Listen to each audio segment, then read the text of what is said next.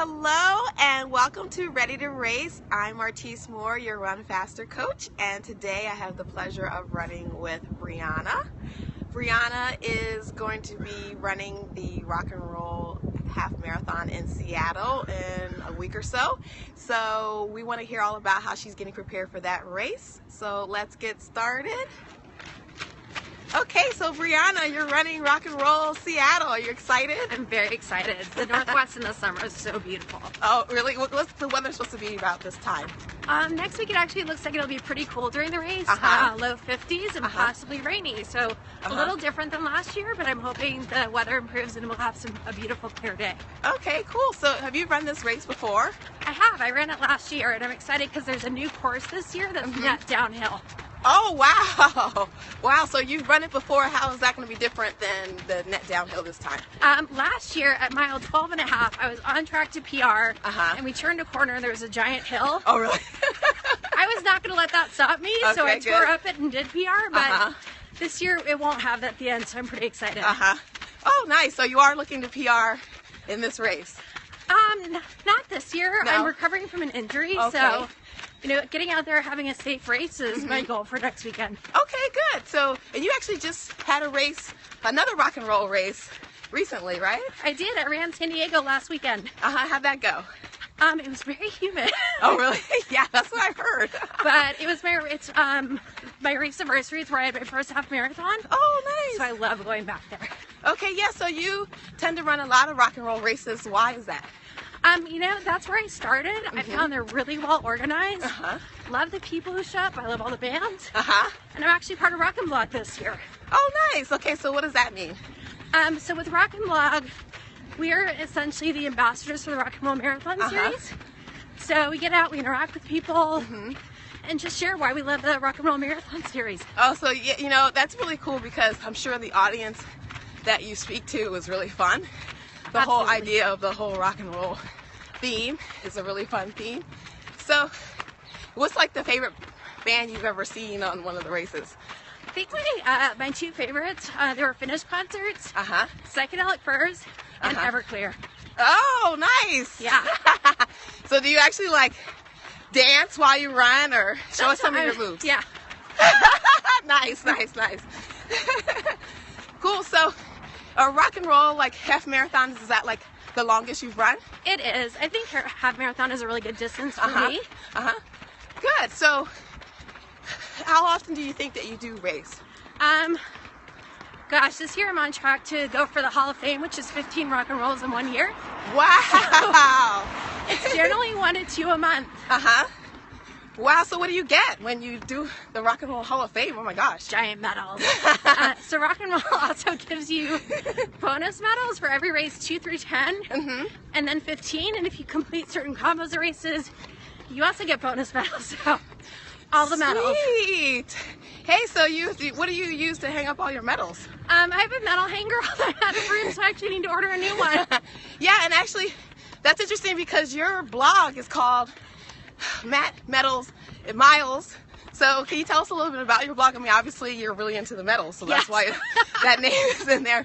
But tell us more about it. Like, what's the name mean, and why did you start the blog? Yeah. So the mat is for the yoga mat. My two physical activities I do the most are yoga and running. I think they're a great complement to each other.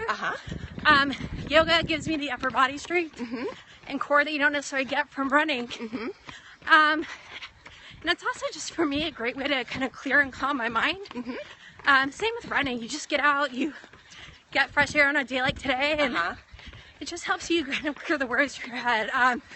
And then I do run for the bling, so. Okay. Not mad at you for that. Yeah.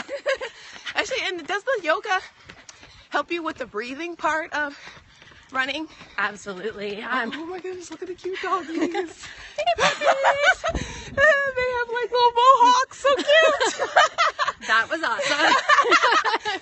Never know what you're going to find on a run. No. And sometimes you have to stop for the puppies. Right. No, sorry. Continue. That's okay. You know, so I started the blog, gosh, I think about 7 months after my first half marathon. Actually, one of my friends encouraged me and she said, you know, I think people would really love to hear your story. I had started my first half marathon. I walked I thought it was being one and done. Okay. I slowly graduated to running, and you know, she said you've changed your life so much. Right. So, you know, I just really use it to share kind of how I stay in shape. I have a pretty intense professional life, so yeah. You know, I'm not somebody who blogs full time. Right. I don't work out full time. This is really something I do on the side, and some weeks are more balanced than the others, and I really try and share that with people. Yeah, you know, that's what I found really inspirational about your blog, is because you talk about how you travel a lot for work, and you seem like you weren't as healthy as you would like, and so running has really helped transform that. Yeah, I have to say, if you have a job where you travel a lot, I did for many years, it's hard. You're eating in restaurants, you're working long hours. Right. And the last thing you probably have on your mind when you get to the hotel at night is hitting the treadmill. So, okay, so how do you figure this out? You know, I actually just make a schedule ahead of time and put a plan in place. So if I know I have a business trip coming up, I, you know, look at my schedule and figure out, okay, do I need to do this in the morning? Do I need to do it at night? Or there's some days where, like a trip I had last month where, you know, I had things at both ends of the days, and you just have to say, all right, that's a planned rest day for this week. And don't beat yourself up over it. Right, right. Okay, that's great advice, because a lot of us are busy, and Yeah. somehow you figure it out, because again, Megan's doing 15 races this year, so if she could do 15 races and fly all over the country, you could do one. So thanks for inspiring us, Megan.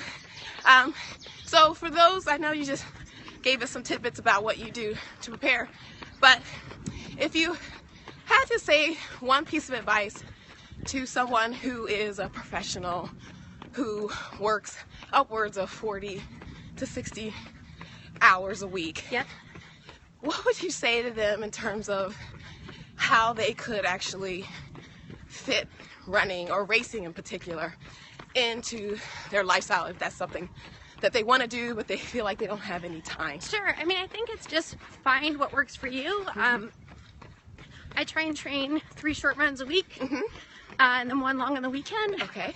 A friend of mine does 2. That's all she has time for. So I think it's figure out what works for you, and also figure out what distance, because they require a different amount of training. So, you know, a half or a full marathon requires really long runs on the weekend. You know, so like a 5 or 10K does it. So yeah, that's great advice. there is really no one size fits all. I think you find what you're willing to do, find what you're able to do. Right. Don't beat yourself up. And sometimes it's okay to do things in bite sizes. You know, even if you have 20 minutes, that's better than nothing. Right. Yeah. Okay, great. That's wonderful advice, because I'm sure lots of us could use that advice and inspiration. So, since you're going to be going to this race, is there anything like about the race that is, because it's a new race, do you think that there's going to be a challenge that you may need to get ready for? I know you said it's net downhill. Yes. But is there anything else like you might worry about for the race? Because obviously the last time you ran it, you didn't know about that hill. That mountain. I'll be honest, I don't look at the elevation maps ahead of time. Okay. Once you sign up for the race, you're already doing it, so what difference does it make? Okay. That's my philosophy anyway. I know there are a couple hills in there. I'm not really worried about them. You know, I think for me, it's just take it as it comes and, you know, try and have a good experience. Okay, good. So, is there anybody out there that you're going to be running with? Because do you train with other people for these races, or do you train mostly by yourself? On the weekends, I usually train with a friend of mine. He's not coming to this, but a bunch of people I know from Rock and Blog and from Sparkly Soul, the headbands that I wear, they're all going to be there, so we're meeting up next weekend, and I'm excited to see them. Oh, fun. So do you guys have like activities before or after the races that you guys do? Absolutely. So sometimes as part of the ambassador groups, we have meetups. I also belong to a group called We Run Social. So they're a great group because they always organize things around big races, and anyone's invited. Okay, cool. And actually, they had a big event for the San Diego race. How'd that go? It was a lot of fun. I got there a little late because my legs were cramped after the race, but you know, it was a great event. There were a lot of people from all over the country, and it was nice to see people I knew as well as a few new people for me. Okay, great. Well, Briana, I really want to thank you for taking the time to run and chat with us and telling us about how you're getting prepared for the race and really inspiring us through your blog and actually your actual running of these races and being a busy professional woman. really inspiring the rest of us to get our butts in gear and just do it. So thank you for coming out, and good luck with your race. Thank you. Have lots of fun and rock out for the rest of us. And for those of you who are preparing for a race and need any help or guidance on finishing or getting faster, please feel free to reach out to me at ReadyToRace.run. And until next time, keep running, everybody. Bye.